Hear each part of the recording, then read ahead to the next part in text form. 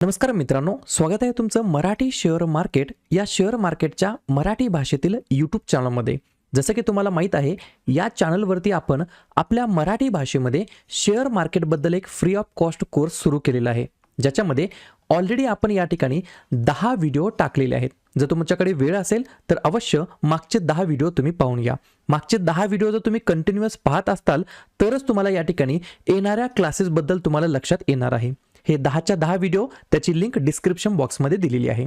आजचा जो काही व्हिडिओ आहे 11 नंबरचा व्हिडिओ आहे, 11 नंबरचा क्लास आहे, ज्याच्यामध्ये आपण राहिलेले जे काही चार्ट पॅटर्न्स असतात जे की रिपीट शेअर मार्केटमध्ये बघायला मिळणार आहेत, त्याच्यावरती आपण या ठिकाणी चर्चा करणार आहोत, अभ्यास करणार आहोत. सुरुवातीला आपण फॉलिंग वेजेस बद्दल माहिती घेऊया. अगदी सोप्या मराठी भाषेमध्ये शिकवणार आहेत, जेणेकरून तुम्हाला फक्त वही आणि पेन घेऊन बसायचं आहे, या डायग्राम्स काढून घ्यायचे आहेत. फॉलिंग वेजेस शब्दातच त्याचा अर्थ दडलेला आहे. याला संलग्न मी तुम्हाला एक उदाहरण देतो. आपला धबधबा असतो. धबधबा कसा असतो? फॉलिंग असतो, वरतून खाली पडतो धबधबा, बरोबर का नाही? अशाच प्रकारे जो काही शेअर असतो तो वरच्या साईडने खालच्या साईडने जेव्हा पडत असतो, टॉप टू बॉटमला जेव्हा शेअर येत असतो, तेव्हा या ठिकाणी वेगवेगळ्या प्रकारचे वेजेस क्रिएट होतात आणि त्याला या ठिकाणी म्हटलं जातं फॉलिंग वेज. हे जे काही फॉलिंग वेज आहे ते पडत्या स्टॉक मध्येच तयार होत असतं. जेव्हा स्टॉक हा अपसाइडला जात असतो तेव्हा रायझिंग वेज तयार होतात आणि जेव्हा स्टॉक हा पडत्या साईडला जातो तेव्हा या ठिकाणी फॉलिंग वेजेस तयार होत असतात. तुम्ही फोटोच्या माध्यमातून पाहू शकता. या ठिकाणी ही जी काही हिरवी लाईन आहे याला तुम्ही स्टॉकची प्राइस समजू शकता. प्राइस ही कंटिन्युअसली या ठिकाणी खाली येत असते, म्हणजे डाऊन साईडला येत असते. त्याच्यानंतर छोटे छोटे या ठिकाणी पुलबॅक येत असतात, बरोबर. पहा, या ठिकाणी एका ठराविक सपोर्टला सपोर्ट घेऊन हे पुलबॅक येत असतात आणि याच्यामध्ये काय होतं, एक या ठिकाणी वेजेस तयार होतात आणि हे वेजेस शेवटी काय होतात, सुरुवातीला ह्या वेजची जी काही हाईट आहे ती खूप जास्ती असते, बरोबर. मी अगदी सोप्या भाषेत सांगतोय. आणि शेवटी ह्या वेजेसचे जे काही चेहरा असतो किंवा तोंड असतं ते बारीक होत जातं आणि या ठिकाणी क्रिएट होतो फॉलिंग वेज. जेव्हा पण या साईडला, दोन्ही पण साईडला असं होऊ शकतं, असं नाही की याच साईडला ब्रेक करेल, याही साईडला ब्रेक करू शकतं, ठीक आहे. जर खालच्या साईडला ब्रेक झालं तर समजायचं फॉलिंग वेज पॅटर्न हा ब्रेक झालेला आहे किंवा फेल झाला आहे. आणि जर वरच्या साईडला ब्रेकआउट दिलं तर या ठिकाणी स्टॉकची या ठिकाणी आता कंटिन्युअस जी काही रॅली आहे ती अप साईडला असणार आहे. पहा, या ठिकाणी याच्या उलट होऊ शकतं. खालून देखील स्टॉक समजा वरती आला आणि या ठिकाणी एका वेजेस या ठिकाणी क्रिएट करून जर तो अपसाइडला ब्रेक दिला तर तो स्टॉक या ठिकाणी वर जाऊ शकतो. सुरुवातीला मी तुम्हाला या फॉलिंग वेज पॅटर्न्स मध्ये एंट्री कुठे असते, टार्गेट कुठे असतं आणि स्टॉप लॉस कुठे असतं हे मी तुम्हाला सांगतो. पहा, इमॅजिन करा, ही स्टॉकची प्राइस आहे जी कंटिन्युअसली या ठिकाणी खाली येत आहे. त्याच्यानंतर एका ठराविक सपोर्टला या ठिकाणी पुलबॅक येत आहे आणि एका ठराविक रेजिस्टन्सला स्टॉक खाली येत आहे आणि याच्यामध्ये अशा प्रकारचा पॅटर्न्स तयार झालेला आहे. रेजिस्टन्स घेऊन खाली येतो, त्यानंतर सपोर्ट घेऊन पुलबॅक घेतो, परत रेजिस्टन्स घेऊन खाली येतो, परत सपोर्ट घेऊन पुलबॅक देतो आणि अशा प्रकारे याच्यामध्ये हा जेव्हा वर्क करतो, जेव्हा पण या साईडला अप साईडला ब्रेकआउट होतं तेव्हा या खालच्या साईडला स्टॉप लॉस ठेवायचा आहे. याचा प्रीवियस जो हाय आहे, पहा या ठिकाणी प्रीवियस जो हाय आहे अपसाइडचा, बरोबर, त्या ठिकाणी आपली एंट्री होईल आणि याची लेंथ जेवढी असते, कशाची लेंथ, या ठिकाणी पहा ज्या ठिकाणी हे वेजेस तयार व्हायला सुरुवात झाली याची हाईट मेजर करायची. ही हाईट ज्या पॉइंटची असेल एवढे पॉइंट्स या ठिकाणी वरती मेजर करायचे आणि या ठिकाणी आपलं हे टार्गेट असतं फॉलिंग वेजचं. या गोष्टी तुम्हाला लक्षात ठेवायच्या आहेत. अगदी सोप्या भाषेमध्ये मी तुम्हाला शिकवले आहे. आता एका उदाहरणाच्या माध्यमातून मी तुम्हाला शिकवतो. लेटेस्ट उदाहरण आहे कॅम्पस ॲक्टिव्ह वेअर नावाचे एक शूज फुटवेअर क्षेत्रातील एक कंपनी आहे, कॅम्पस ॲक्टिव्ह वेअर, बरोबर. जेव्हा त्याचा IPO आला होता तेव्हा तो कंटिन्युअसली या ठिकाणी शेअर वरती जात होता, परंतु हेवी सेलिंग आली त्याच्यामध्ये आणि कंटिन्युअसली स्टॉक त्याच्यानंतर डाऊनफॉल मध्ये आहे. जर तुम्ही ऑब्झर्व केलं, सप्टेंबर 2022 पासून हा स्टॉक कंटिन्युअसली डाऊनफॉल मध्ये आहे. पहा, या ठिकाणी वेजेसच्या फॉर्मॅटमध्ये हा स्टॉक डाऊनफॉल मध्ये येत होता. पहा, या ठिकाणी ही एक सपोर्ट लाईन तयार झालेली होती कॅम्पस ॲक्टिव्ह वेअर या शेअर मध्ये आणि या साईडला ही वरच्या साईडला रेजिस्टन्स लाईन तयार झाली होती. याच्यामध्ये कॅम्पसचा शेअर हा मूवमेंट करत होता आणि याच्यामध्ये मूवमेंट करत होता कसा, तर पहा सपोर्ट घेऊन पुलबॅक, सपोर्ट घेऊन पुलबॅक, सपोर्ट घेऊन छोटे छोटे पुलबॅक घेत होता, बरोबर. या ठिकाणी रेजिस्टन्स ब्रेक करायचा प्रयत्न केला, परंतु या ठिकाणी जास्त सेलर असल्यामुळे परत हा स्टॉक खाली आलेला होता. आणि काय झालं, एप्रिल 2024 मध्ये सक्सेसफुली या ठिकाणी ही ट्रेंड लाईन ब्रेक केलेली आहे. आणि ट्रेंड लाईन ब्रेक केल्याच्या नंतर हा स्टॉक हळूहळू हळूहळू वरच्या साईडला मूव्ह होत आहे. याचा अर्थ काय, हा जो काही फॉलिंग वेज होता याचा अर्थ काय, तर फर्दर या स्टॉक मधील जो काही डाऊनफॉल आहे तो आता या ठिकाणी थांबलेला आहे आणि स्टॉक हा अपसाइड जर्नीला तयार झालेला आहे. अजून एखादं उदाहरण सांगू, पहा. थायरोकेअर नावाची एक कंपनी आहे.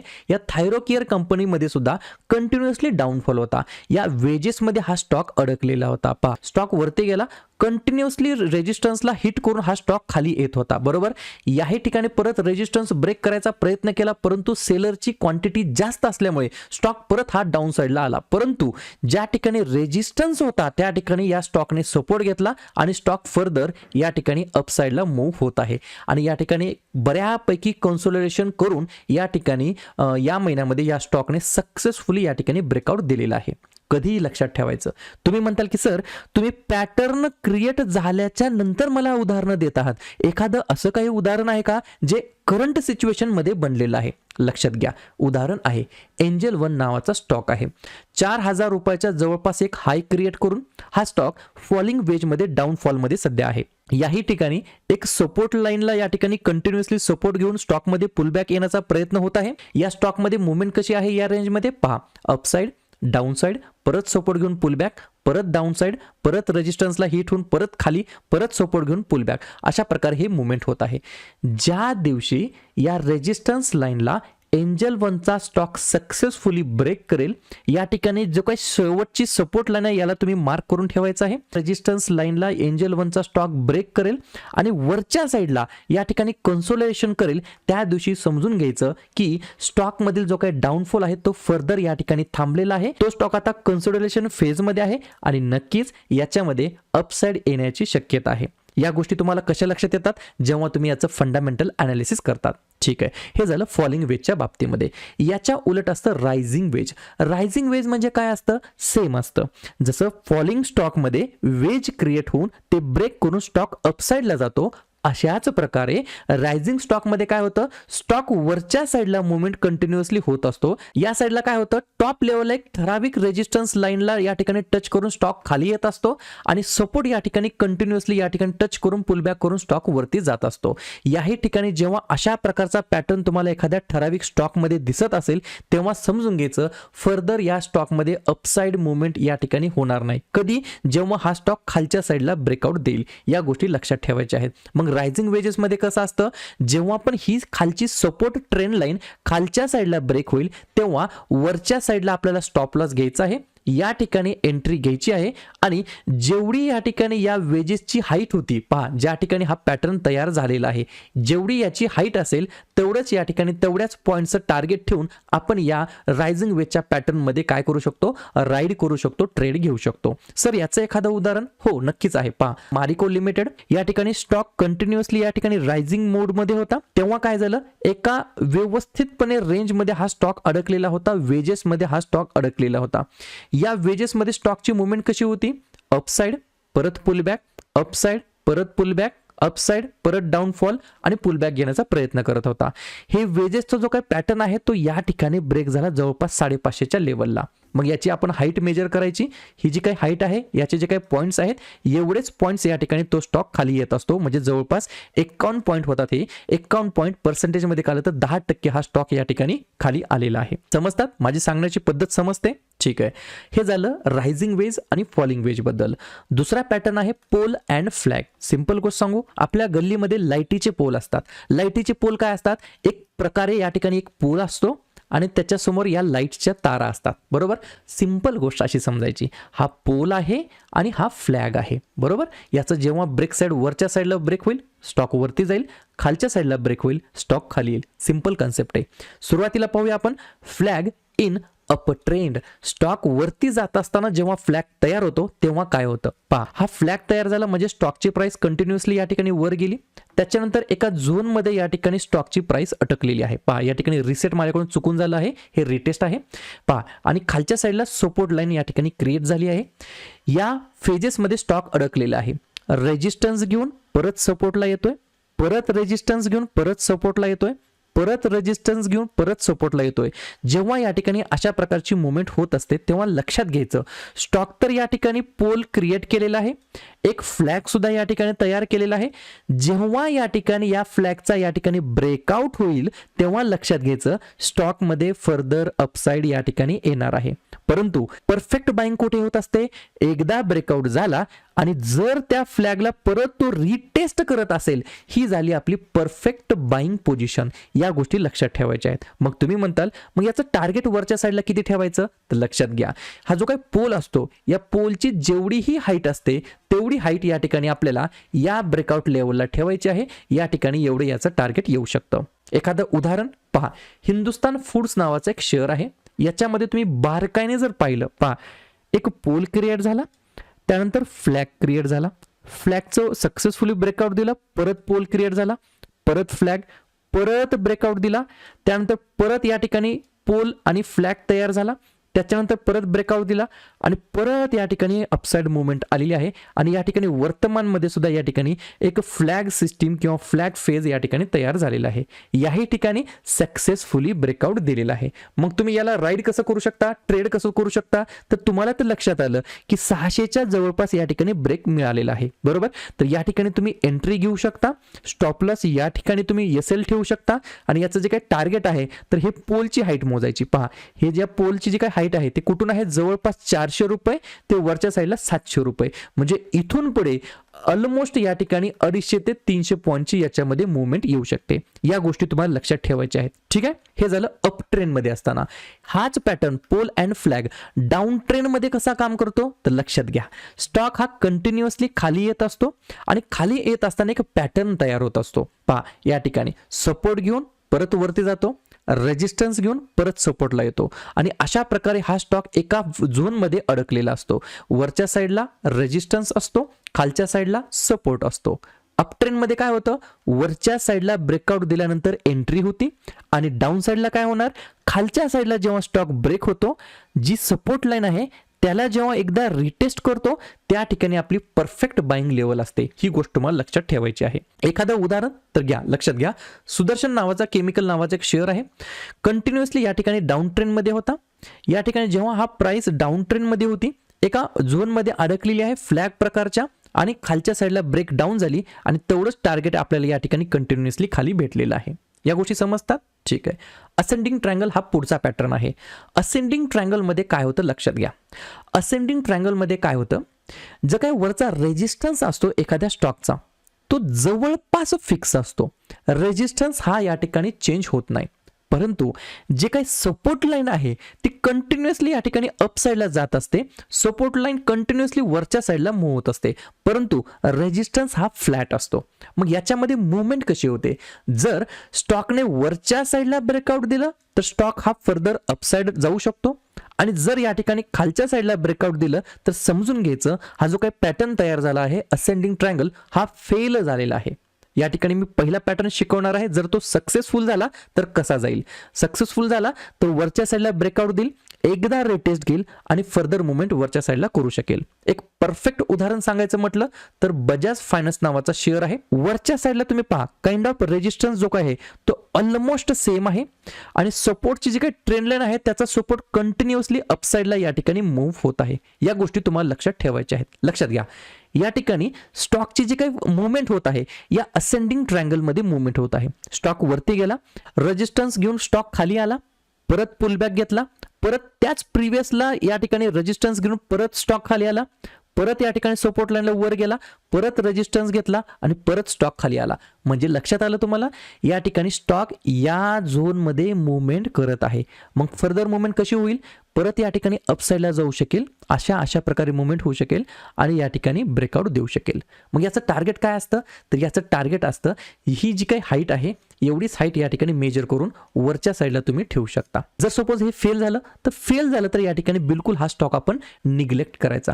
पहा, बिलकुल कन्सिडर असं नाही करायचं की हा स्टॉक असाच जाणार आहे.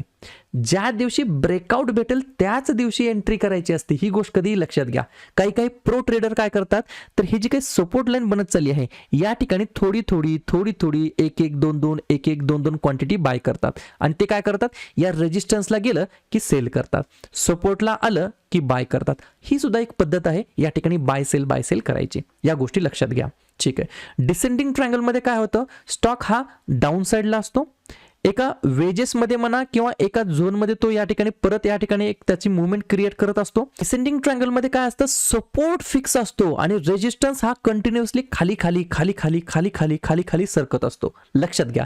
या ठिकाणी जेव्हा हा पॅटर्न फेल होतो तेव्हा एंट्री बॉटम साइडला करायची, स्टॉप लॉस वरच्या साइडला ठेवायचं आणि जेवढं या ठिकाणी ह्याची हाईट आहे तेवढीच मेजर करून आपण टार्गेट प्रॉफिटसाठी घेऊ शकतो. एखादं उदाहरण घ्या.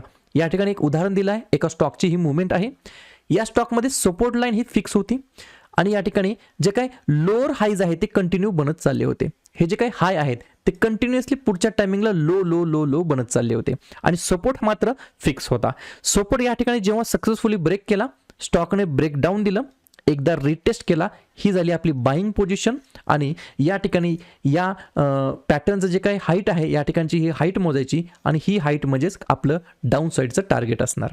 या ठिकाणी एखादं उदाहरण सांगायचं म्हटलं तर सध्या कंडिशन ही तयार झाली आहे SBI कार्डमध्ये. ही गोष्ट तुम्हाला लक्षात ठेवायची आहे. SBI कार्डमध्ये काय होतं, हे रेजिस्टन्स आहे ना, प्रत्येक रेजिस्टन्स प्रिव्हियस रेजिस्टन्स हा लोअर साईडला क्रिएट होत जात आहे. पहा, जो काही रेजिस्टन्सची लेवल आहे ती खालच्या साईडला कंटिन्युअसली मूव्ह होत आहे, परंतु सपोर्ट लाईन आहे ती फिक्स सेमच राहत आहे. म्हणजे एक साईडला तुम्ही या ठिकाणी दोन पद्धतीने विचार करू शकता. एक, सपोर्टला आलं की स्टॉकमध्ये बाईंग येते, सपोर्टला आलं की स्टॉकमध्ये बाईंग येते आणि याही ठिकाणी सपोर्टला आलं की स्टॉकमध्ये बाईंग होते. दोन गोष्टी होऊ शकतात. पहिली गोष्ट, हा जर पॅटर्न खालच्या साईडला ब्रेक झाला तर या ठिकाणी हा जो काही पॅटर्न तयार झाला आहे, ही जी काही हाईट आहे, एवढे पॉइंट्स हा स्टॉक कुठे जाणार तर खालच्या साईडला जाणार आणि बाय चान्स या स्टॉकने जर अपसाइडला मुवमेंट दिली आणि प्रिव्हियस जो लेटेस्ट हाय आहे त्या हायला जर यानं ब्रेक केला सक्सेसफुली तर समजून घ्यायचं हा पॅटर्न या ठिकाणी डाऊन साइड जो काय होता या पॅटर्नचा तो या ठिकाणी थांबलेला आहे आणि स्टॉक हा आता कंटिन्युअसली या ठिकाणी अपसाइडला रॅली देईल. ही गोष्ट तुम्हाला लक्षात ठेवायची आहे. त्याच्यानंतर येतं सिमेट्रिकल ट्रायंगल. सिमेट्रिकल ट्रायंगल मध्ये काय असतं माहिती का, रेजिस्टन्स सुद्धा या ठिकाणी खालच्या साईडला शिफ्ट होत असतो आणि सपोर्ट सुद्धा या ठिकाणी वरच्या साईडला शिफ्ट होत असतो आणि याच्यामध्ये स्टॉकची या ठिकाणी मुवमेंट होत असते. सिंपल गोष्ट आहे. या ठिकाणी पहा, सपोर्ट लाईन कंटिन्युअसली वरती जात आहे म्हणजे हायर लो क्रिएट होत आहे आणि जे काही रेजिस्टन्स लाईन आहे ती सुद्धा कंटिन्युअसली खाली जात आहे. लोअर हायचं फॉर्मेशन होत आहे. पहा, सपोर्ट या ठिकाणी सुरुवातीला येथे होता, त्याच्यानंतर वरच्या साईडला शिफ्ट झाला, त्याच्यानंतर परत एकदा वरच्या साईडला शिफ्ट झाला. रेजिस्टन्स सुद्धा वरच्या साईडला होता या ठिकाणी, तो परत खाली आला, बरोबर, आणि तो फर्दर अजून एकदा खाली आला. म्हणजेच काय होत आहे, सपोर्ट देखील वरच्या साईडला मूव्ह होत आहे, रेजिस्टन्स देखील खालच्या साईडला मूव्ह होत आहे. ज्याही ठिकाणी ज्या पण साईडला हा ब्रेकआउट देईल त्या साईडला आपण या ठिकाणी ट्रेड घ्यायचा आहे. सुरुवातीला अज्युम करून ट्रेड बिलकुल घ्यायचा नाही. ज्याही ठिकाणी ब्रेकआउट देईल त्याच ठिकाणी एंट्री घ्यायची. ठीक आहे. या ठिकाणी पहा, मी तुम्हाला सिस्टमॅटिकली सांगितलं आहे. जर अपसाइडला जर ब्रेकआउट दिला रिटेस्ट करून तर अपसाइड मुवमेंट येईल आणि डाऊन साइडला जर ब्रेकआउट दिला रिटेस्ट घेऊन तर डाऊन साइडला मुवमेंट होईल. ठीक आहे. आजच्या या ठिकाणी व्हिडिओमध्ये आपण काय शिकलं, जे काय राहिलेले 4-5 या ठिकाणी पॅटर्न्स होते त्याच्याबद्दल आपण अभ्यास केलेला आहे. हा आपला 11 नंबरचा व्हिडिओ होता. आतापर्यंत आपण कॅन्डलस्टिकचा पूर्णपणे अभ्यास केलेला आहे आणि आज 11व्या व्हिडिओपर्यंत आपण चार्ट पॅटर्नचा देखील 100% पूर्ण अभ्यास केलेला आहे. उद्याच्या व्हिडिओमध्ये आपण काय पाहणार आहोत, 12व्या क्रमांकाच्या, की ठीक आहे कॅन्डलस्टिक आपण आतापर्यंत शिकल्या, चार्ट पॅटर्न आतापर्यंत शिकलं, दोन्ही गोष्टी शिकल्या, आता वेळ आली आहे स्टॉक घ्यायची. मग सिंपल प्रश्न पडतो की सर आता एवढे 4-5 हजार 6,000 स्टॉक आहेत, या स्टॉकमध्ये नेमके स्टॉक निवडायचे तरी कसे, आम्हाला कसं कळणार की ही कंपनी चांगली आहे, ही कंपनी खराब आहे, ही कंपनी वर्षानुवर्ष चालू शकेल की नाही. तर याच्याबद्दल पुढच्या व्हिडिओमध्ये आपण अभ्यास करणार आहोत. Stay tune. पुढचा व्हिडिओ पाहण्याचा प्रयत्न करा, मागचे सगळे व्हिडिओ पाहून घेण्याचा प्रयत्न करा. व्हिडिओ आवडला असेल नक्की व्हिडिओ लाईक करा, एखादी गोष्ट समजत नसेल तर कमेंट करण्याचा प्रयत्न करा आणि जवळच्या मित्रमैत्रिणींना हा व्हिडिओ जरूर शेअर करण्याचा प्रयत्न करा. व्हिडिओ पाहिल्याबद्दल सर्वांचा अगदी मनापासून आभार आणि धन्यवाद.